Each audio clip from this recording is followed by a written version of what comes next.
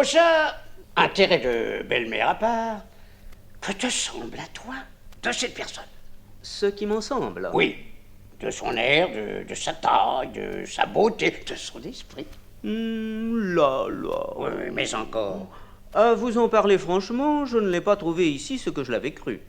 Son air est de franche coquette, sa taille est assez gauche, sa beauté très médiocre, et son esprit des plus communs. Ne croyez pas que ce soit mon père pour vous en dégoûter, car belle-mère pour belle-mère, j'aime autant celle-là qu'une autre. Tu lui disais tantôt pourtant... Je lui ai dit quelques douceurs en votre nom, mais c'était pour vous plaire. Si bien donc que tu n'aurais pas d'inclination pour elle. Moi? Point du tout. J'en suis fâché. Car cela rompt une pensée qui m'était venue dans l'esprit.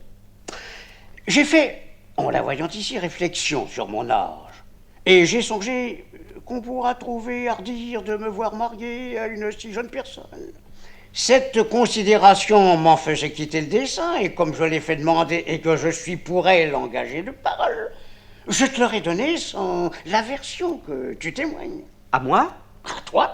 En mariage? En mariage? Écoutez, il est vrai qu'elle n'est pas forte à mon goût, mais pour vous faire plaisir, mon père, je me résoudrai à l'épouser si vous voulez. Moi, je suis plus raisonnable que tu ne penses. Je ne veux point forcer ton inclination. Pardonnez-moi, je me ferai cet effort pour l'amour de vous. Non, un mariage ne saurait être heureux où l'inclination n'est pas. C'est une chose, mon père, qui peut-être viendra ensuite.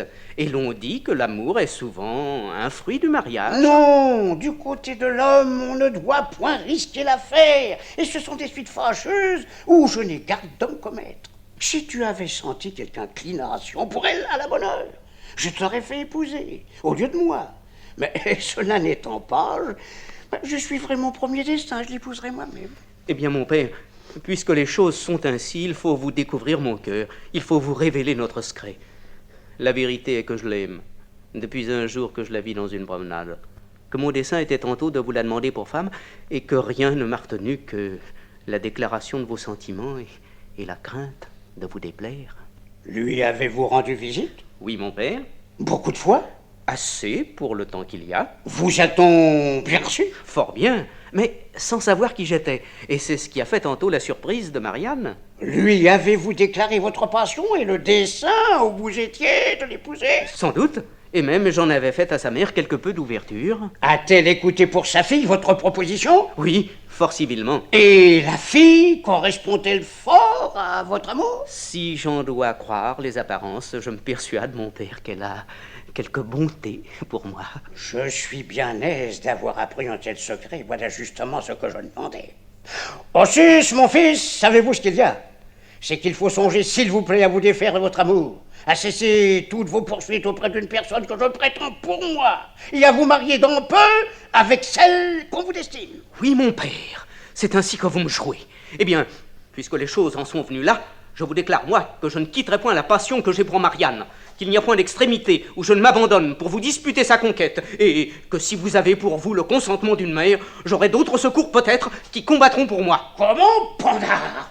Tu as l'audace d'aller sur mes brisées? C'est vous qui allez sur les miennes, et je suis le premier en date. Ne suis-je pas ton père? Et ne me dois-tu pas respect? Ce ne sont point ici des choses où les enfants soient obligés de déférer au père, et l'amour ne connaît personne. Je te ferai bien me connaître avec de bons coups de bâton. Toutes vos menaces ne feront rien. Tu renonceras à Marianne. Point du tout. Donnez-moi un bâton tout à l'heure.